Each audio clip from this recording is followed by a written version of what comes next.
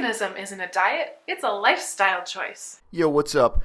I've talked a lot lately about tolerance as a fundamental virtue in politics, that you can't really get much of anything done without deeply understanding tolerance, how to cooperate with others, with people who have serious moral differences from yourself.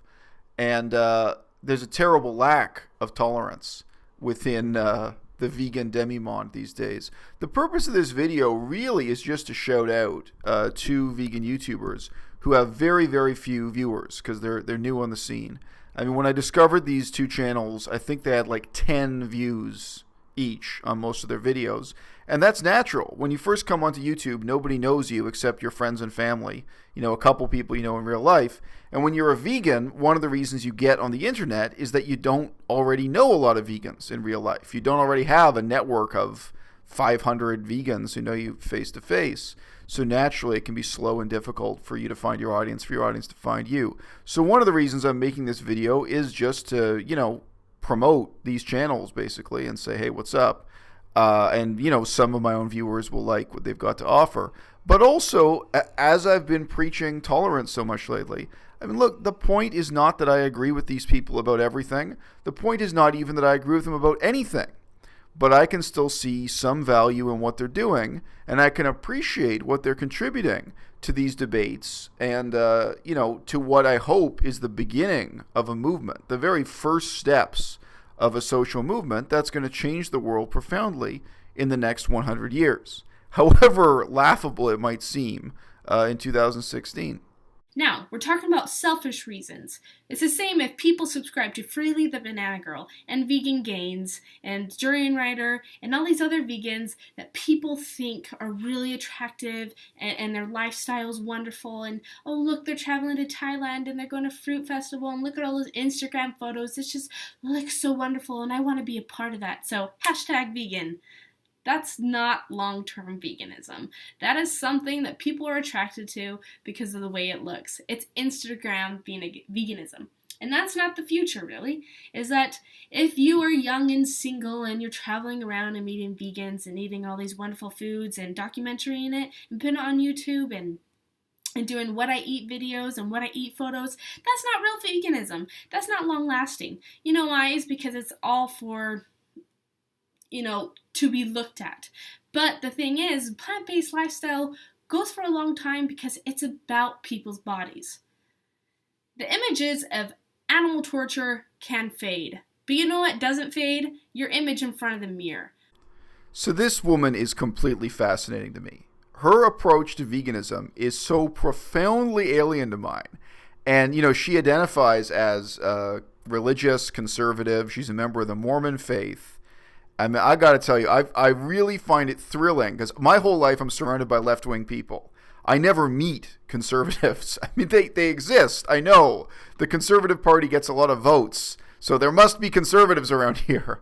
But it's totally tantalizing for me to see the world through this woman's eyes instead on her YouTube channel. And of course, you know, she's a vegan and talking about vegan ethics. And her whole approach to the question of ethics and everything else is so profoundly different from mine that, as I say, it's thrilling. I mean, what a nice change from the BS I have heard so many times already.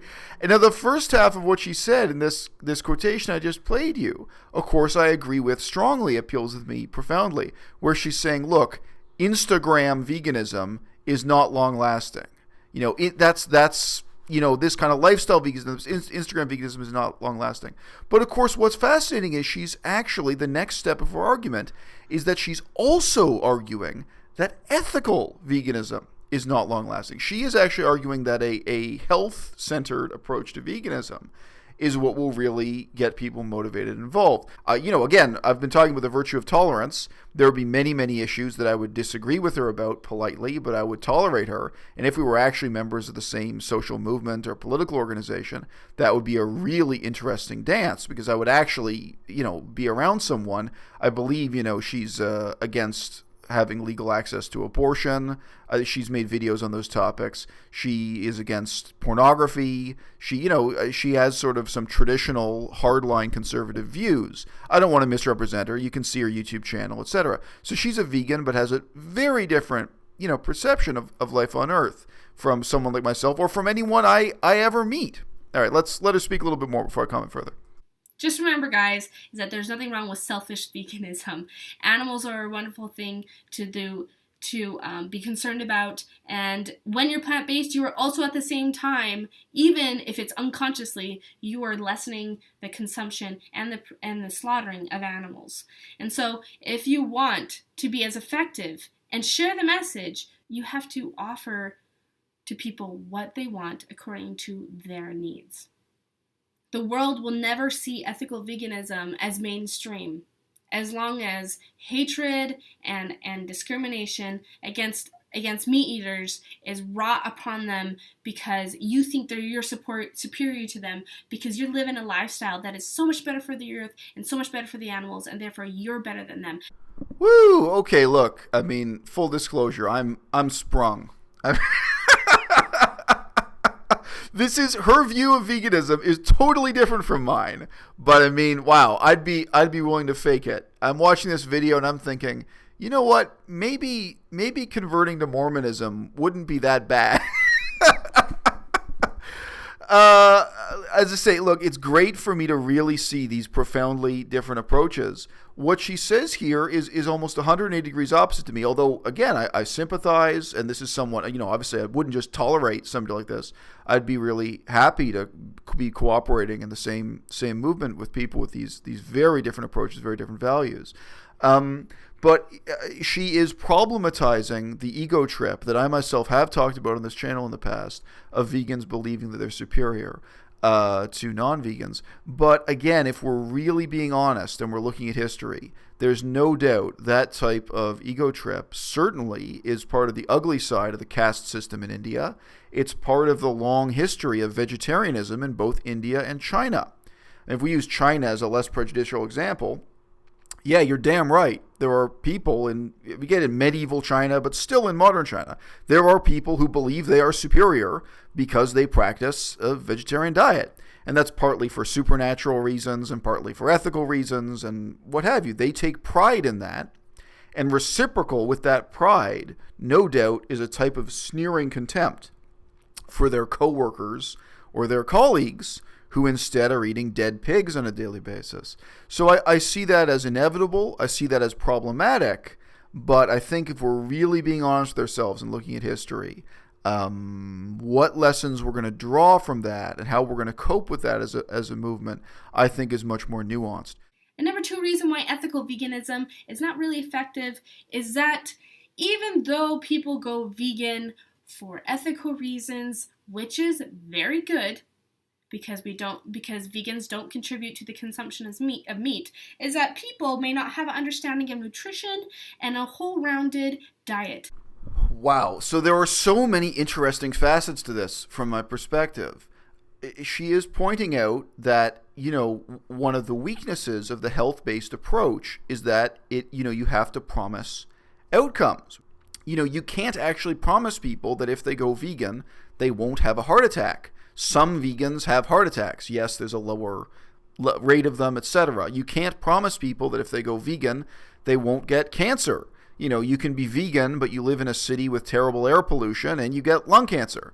It does, the scientific research indicates that it helps to be vegan. There are health benefits to being vegan, but this is not really a simple case where you can deliver on those kinds of promises. So she's aware of that. She's aware of that weakness, but she still seems totally firm in her conviction that it's the health-based approach.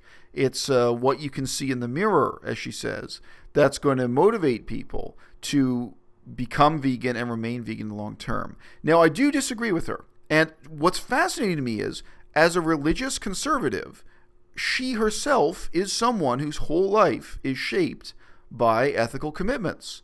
And the people around her, her husband, her family, and so on, she expects them to live lives that are strongly motivated by ethics and ethical commitments. So to use one issue that she talked about on her channel, she is morally opposed to pornography.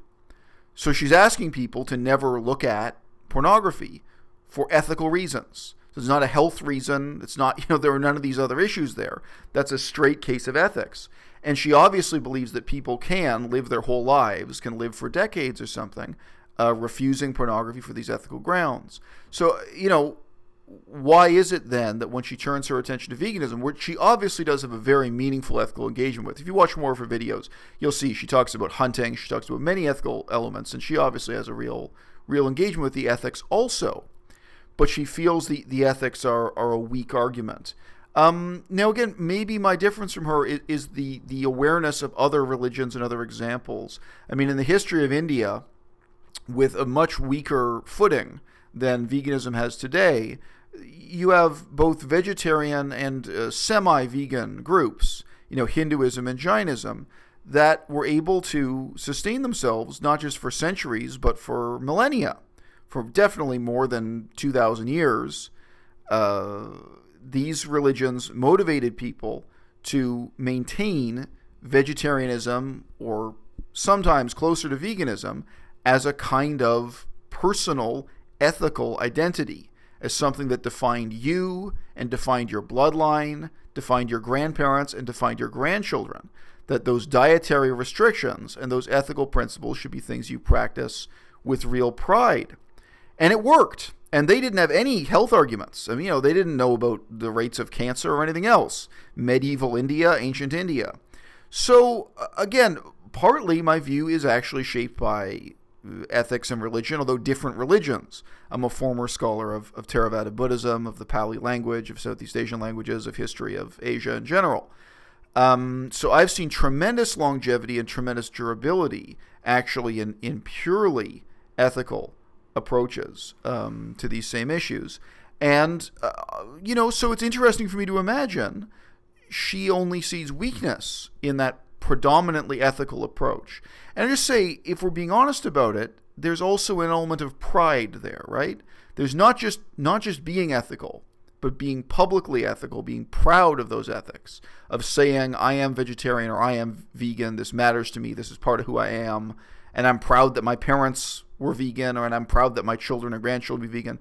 It's very easy to see that, the politics of identity is wrapped into that. And I would go so far as to say that these impulses overlap. She talks about the difference between seeing footage of animals in a slaughterhouse and what you see in the mirror. But once veganism becomes part of your identity, ethically, once ethical, then you see that in the mirror. The same way that someone in India is proud of being a Brahmin, is proud of their caste status, and sees that as part of their identity, and they remain vegetarian for that reason. In the same sense, I think that veganism as an ethical principle becomes part of your identity. It does become part of what you see in the mirror because you take some pride in it. So, as I say, very stimulating for me to see these contrasting views from other vegans with such different political values. But I presume in her condemnation here, I mean, she's taking a much more unilateral approach of saying, look, any sense of superiority vegans feel over non-vegans is bad and evil. Well, that's obviously that resonates much more with a Christian sense of humility. And I mean, humility can be useful up to a point too.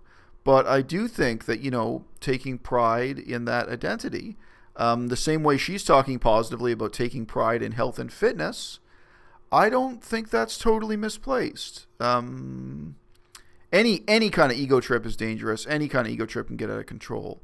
But again, so for me, this just fundamentally raises a whole lot of issues that I think are really worth thinking about. Veganism isn't a diet, it's a lifestyle choice. The words we choose carry such great significance. So there's one word that's kind of floating around in the vegan movement, and it's the word lifestyle. And it's usually used in the sense that veganism isn't a diet, it's a lifestyle choice. Is it? Is it a lifestyle choice? I mean, when I imagine lifestyle, I don't imagine Marxism, and I don't imagine feminism. I picture rock climbing and kale salads and yoga. And all those things are great, don't get me wrong. I'm not trying to bash on anyone's hobbies, but lifestyle just does not carry the same weight as political ideology, which is what veganism is. All right, so this is of self-evident interest to me. And, she makes a very simple, strong point here. This is a brand new YouTuber called the Tofu Goddess. Why do so many people cling to this idea of lifestyle as opposed to using a stronger phrase like political ideology? Obviously, it's because some people would be terrified of the implications of really thinking about veganism as a political ideology. As she just said herself, they would be terrified to think of it as something equivalent to Marxism. It's not without reason that people find that scary. And I think when you look into it even deeper, in some ways what's going on in veganism is more like caste identity in the history of India. You know, vegans do want to get married to other vegans. Vegans want to raise vegan kids. So that's even deeper than Marxism because, you know, all kinds of Marxists don't force their kids to be Marxists and don't have to marry a Marxist. They don't form a separate social class to quite that extent. Now, some do. Some take it that far. But with veganism, it's true. In some ways, this is as serious as any political ideology. And in some ways, it's even more serious. And that's why you get people discussing to what extent is it like a religion or to what extent is it like a cult. And those are really important questions. I mean, so my contribution here in just these 5 seconds is to say, well, one reason why people want to instead promote it as a lifestyle is to avoid asking themselves those hard questions. Because if it's a lifestyle, we get to kind of go off to dreamland and not worry about those things and their implications. Now, the other big reasons that you've heard me talk about on this channel before are, of course, money, sex, fame. I was reading recently some comments from a young woman who's promoting veganism on YouTube in this lifestyle way, the weight loss, the permanent vacation, etc. And she was absolutely thrilled that she was now earning $400 a month, allegedly, from her YouTube channel. Believe me, for a lot of people, that is going to shape what you say and how you say it. That's going to shape your message profoundly. So if you can make $400 a month selling a lifestyle, selling a weight loss, I mean, if you can make $35 per book selling a diet ebook, that's going to convince a lot of people to package this as a lifestyle and not as a political ideology. And let's keep it all the way real. If you were to package veganism much more like Marxism, do you think you could make $35 a book selling a book about that? Do you think you could get this kind of, again, fame, money, power, respect, preaching that on the internet? So those are the shallower questions, but they are also significant ones that shape both what we're really doing and how we're perceived in what we're doing here in the digital sphere of vegan activism. So look, guys, I hope you enjoyed this peculiar podcast, and I hope I've introduced you to 2 new vegan channels that you probably haven't heard of before. And all you guys, if you love me, if you like what I'm doing, if you have some interesting point of disagreement with me where you wanted to debate something I said, you guys who have your own YouTube channels, shout it out, man. Live your truth. Put it up online. There's so much that's worth knowing about, worth learning about, worth sharing. There's so much that we have to contribute. Let's not be tearing each other down over who's wearing too much makeup, who can bench press more weight, or, shallow nonsense. We're definitely in just the first baby steps of, a social and political movement that I hope is going to change the world in the next 100 years. We're looking back on and having to learn from the last 100 years when, if we're honest, vegetarianism did not make a goddamn thing happen in this world.